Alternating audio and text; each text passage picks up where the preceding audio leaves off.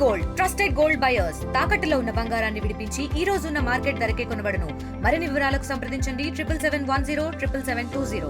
YCP రహిత ప్రభుత్వం ఆంధ్రప్రదేశ్లో రావాలని మూడు పార్టీల కూటమి 2024 సార్వత్రిక ఎన్నికల్లో అనూహ్య రీతిలో 164 స్థానాలను గెలుచుకుని ఈరోజు ఆంధ్రప్రదేశ్లో ప్రభుత్వం స్థాపించి 8 నెలల పాలన కొనసాగుతుంది. కాకపోతే ఇచ్చిన హామీలు నెరవేర్చిన విషయంలో ఆర్థిక లేమి వెంటాడుతున్నని పొంతనలేని సమాధానాలు చెప్పడంతో పాటు ఏదైతే కేంద్ర ప్రభుత్వం కనుసైకిల్ నడుస్తున్నటువంటి స్టీల్ ప్లాంట్ను కూడా ప్రైవేటీకరణ ఆపాం, ఆర్థిక సాయం చేస్తున్నాం. అదేవిధంగా పోలవరం, అమరావతి ఆంధ్రప్రదేశ్ను అన్ని విధాలుగా అభివృద్ధి చేసేందుకు డబుల్ ఇంజిన్ సర్కార్ నినాదంతో కేంద్ర రాష్ట్ర ప్రభుత్వాలు ఆంధ్రప్రదేశ్ను మాత్రం ఈరోజు అభివృద్ధిగా తీసుకెళ్ళి 8 నెలల పాలనలో ఎటువంటి ఇచ్చిన హామీలు నెరవేర్చారు అన్న విషయంపై ప్రస్తుతం మనతో మాట్లాడి సిపిఐ రాష్ట్ర కార్యదర్శి రామకృష్ణ మనతో ఉన్నారు.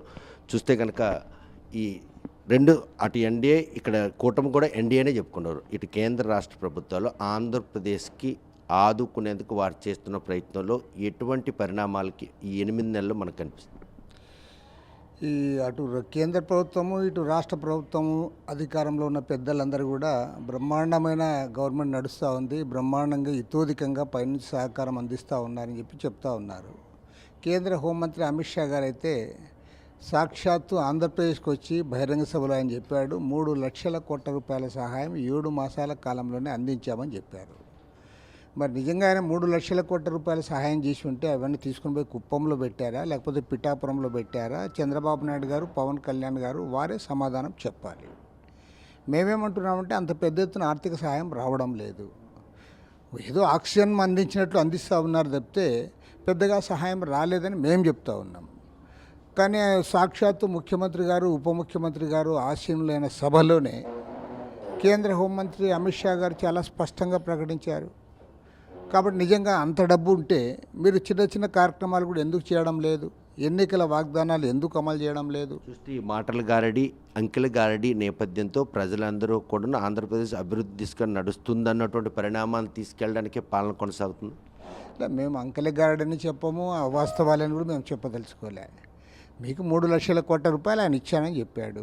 మరి రైతులకు మీరు చెప్పింది చాలా తక్కువ, 20,000 రూపాయలు ఇస్తామన్నారు. అది ఇవ్వడానికి డబ్బులు లేవంటున్నారు. తర్వాత ఇవాళ చూశారు, రేపు అకాడమిక్ ఇయర్ స్టార్ట్ అయిన తర్వాత ఫీజు రియంబర్స్మెంట్ ఇస్తామని చెప్తున్నావు. అమ్మ ఒడి కూడా దాని గురించి చెప్తున్నావు. అదేవిధంగా రైతులకే కాకుండా ఎవరైతే యువకులు ఉన్నారో వారికి నిరుద్యోగ భృతి ఇస్తున్నావు, అది కూడా చేయలేకపోతా ఉన్నావు. కారణమేమి? నువ్వు చేయలేవంటే చేయలేవని కాదు, నిజంగా మీ దగ్గర ఆర్థిక వనరులు లేవు. మీ దగ్గర నిజంగా నింపాదిగా డబ్బులు ఉంటే ఎందుకు ఇవ్వడు? చంద్రబాబు నాయుడు కూడా చేయాలని ఉండొచ్చు. కానీ ఇవాళ నీకు ఈ కేంద్రం నుంచి మేము డబ్బులు ఇచ్చాం, 3 లక్షల కోట్ల రూపాయలు సాయం చేశామని వారు చెప్తా ఉంటే ఇవాళ ప్రజలు ఆశ్చర్యం వ్యక్తం చేస్తూ ఉన్నారు. 3 లక్షల కోట్లలో వస్తే ఇటువైపు అమరావతి కట్టు, పోలవరం పునర్నిర్మాణం విషయంలో కావచ్చు, విశాఖ స్టీల్ ప్లాంట్, దీన్ని ఆ 3 లక్షల కోట్లు ఖాతాలో వేయాలనుకుంటున్నారు. లేకపోతే రాష్ట్రంలో ఆర్థిక లేముంది కాబట్టి కేంద్రం నుండి హితోధికంగా ఈరోజు ఆర్థిక సాయం అందితే తప్ప ఈ పథకాలు కానీ ఇచ్చిన హామీలు నెరవేర్చడానికి అవకాశం లేదు. మీరు అమరావతి రాజధానికి సంబంధించి వాళ్ళు ₹1 ఇవ్వలే. ఎందుకంటే వారు ఇచ్చింది ఏమంటే వరల్డ్ బ్యాంక్ నుంచి 15,000 కోట్ల రూపాయలు రుణం ఇప్పించారు, హడ్కో నుంచి 11,000 కోట్ల రూపాయలు రుణం ఇప్పించారు తప్ప వాళ్ళు ఒక్క పైసా కూడా కేంద్ర ప్రభుత్వం వారి నిధుల నుంచి ఇవ్వలేదు. అదేవిధంగా పోలవరం విషయంలో కూడా వారు దాన్ని ఎత్తు తగ్గించడానికి ప్రయత్నం చేస్తూ ఉన్నారు. 41.15 మీటర్స్ ఎత్తు కుదించి ఆ మేరకే మేము నిర్వాసితులకు నిధులు ఇస్తామని చెప్తా ఉన్నారు. 45.72 అంటే దాదాపు 150 అడుగుల ఎత్తులో నిర్మించాలని ప్రభుత్వాలు అంగీకరించాయి. ఇటు రాష్ట్ర ప్రభుత్వం, అటు కేంద్ర ప్రభుత్వం అంగీకరించడమే కాకుండా రాష్ట్ర విభజన సమయంలో జాతీయ ప్రాజెక్టుగా ప్రకటించిన నేపథ్యంలో ఆ రోజు కూడా వాళ్ళు చాలా స్పష్టంగా చెప్పారు, క్లారిటీ ఉంది. ఇవాళ దాన్ని ఎత్తు కుదించి మీరు ఇవాళ నిర్వాసితులకు ఇస్తామంటా ఉన్నారు. అదేవిధంగా విశాఖ స్టీల్ విషయంలో దాన్ని లాభాల బాటలో తెస్తామని చెప్తున్నారు తప్ప ప్రైవేటేషన్ ఆపుతామని చెప్పలేకపోతా ఉన్నారు. ఇవాళ ఒక బ్రాండ్ ఉన్న విశాఖ స్టీల్కి నువ్వు క్యాప్టివ్ మైన్స్ ఇవ్వమంటే ఇవ్వలేవు, లేదా దాన్ని సేల్లో విలీనం చేయమంటే చేయవు. పైగా వాళ్ళకి డబ్బులు ఇచ్చినాం కదా అంటావు, డబ్బులు ఇచ్చిన వాడిని అప్పులు కట్టేకే సరిపోతున్నాయి. ఇవాళ స్పష్టంగా చెప్తా ఉన్నారు, దాదాపు 35,000 కోట్ల రూపాయలు అప్పులు ఉన్నాయి విశాఖ స్టీల్కి అని చెప్తా ఉన్నారు. నువ్వు 11,000 కోట్ల రూపాయలు ఇచ్చావు. కాబట్టి అప్పులు కట్టడానికి, వడ్డీలు కట్టడానికి, అదేవిధంగా గత 4 నెలలుగా ఉద్యోగస్తులకు సక్రమంగా జీతాలు ఇవ్వలే, ఆ జీతాలు ఇవ్వడానికి, అదేవిధంగా కొన్ని వందల మంది కార్మికులు ఇవాళ బలవంతంగా వారిని వీఆర్ఎస్ ఇచ్చి పంపుతూ ఉన్నారు. ఆ వీఆర్ఎస్ అమౌంట్ వారికి చెల్లించాలి. కాబట్టి ఏమంటే ఇవాళ నీవు ఒక శాశ్వతమైన పరిష్కారం వారు ఏది చేయలేకపోతూ ఉన్నారు. కేంద్రంలో అధికారంలో ఉన్న నరేంద్ర మోడీ ప్రభుత్వం మాటలు చెప్తా ఉన్నారు తప్ప రాష్ట్రానికి ఇతోధికంగా సాయం చేసింది లేదు. ఈరోజు కేంద్రంలో ఎన్డీఏ సర్కార్ ఏర్పడడానికి ఆంధ్రప్రదేశ్ సంబంధించిన ఎంపీలే ప్రధాన కారణం. అటువంటి ఎంపీలకి ఈరోజు కేంద్ర మంత్రిమండలిలో ఎటువంటి ప్రాధాన్యత ఇచ్చారు? జిల్లా నుండి కేంద్ర మంత్రిగా వ్యవహరిస్తున్నటువంటి రామ్మోహన్ నాయుడు ఈ రాష్ట్రానికి తనంతగా ఎంపీలు ఎటువంటి ఆర్థిక సాయం తెచ్చేందుకు ప్రయత్నం చేస్తున్నటువంటి ఆ పనితీరులు ఏమంటారు? ఇవాళ కేంద్రంలో ఎన్డీఏ ప్రభుత్వం అధికారంలో ఉందంటే ప్రైమ్ మినిస్టర్గా నరేంద్ర మోడీ గారు కొనసాగుతూ ఉన్నారంటే ఆంధ్రప్రదేశ్ ఎంపీలే కీలకం. వీరితో పాటు బీహార్కు చెందిన జేడీయూ ఎంపీలు. మన రాష్ట్రంలో ఏమంటే అన్ని పార్టీలు తెలుగుదేశం, జనసేన, వైఎస్ఆర్ కాంగ్రెస్ పార్టీ 3 పార్టీలకు చెందిన ఎంపీలు లోక్సభలో 25 మంది, రాజ్యసభలో 11 మంది కూడా వారికి మద్దతు ఇస్తూ ఉన్నారు. కానీ నీవు ఈ రాష్ట్రానికి ఇచ్చిన ప్రాధాన్యత ఏమిటని అడుగుతా ఉన్నావు. మంత్రివర్గంలో నువ్వు 2 పదవులు ఇచ్చావు. ఒకటేమో సహాయ మంత్రి అన్నావు, కాబట్టి 6th ఫింగర్ ఉన్నట్లే, ఆయనకేం అధికారాలు లేవు. ఇంకో పోన్లే రామ్మోహన్ నాయుడుకి క్యాబినెట్ మినిస్టర్ ఇచ్చి ఈయనకన్నా మంచి పోర్ట్ఫోలియో ఇచ్చావా? నీవేదో సివిల్ యావియేషన్ అంటావు. ఇంతకుముందు అశోక్ గజపతిరాజు కూడా అదే ఇచ్చావు. దానివల్ల ఏం పెద్ద ఉపయోగం ఉంటుందండి?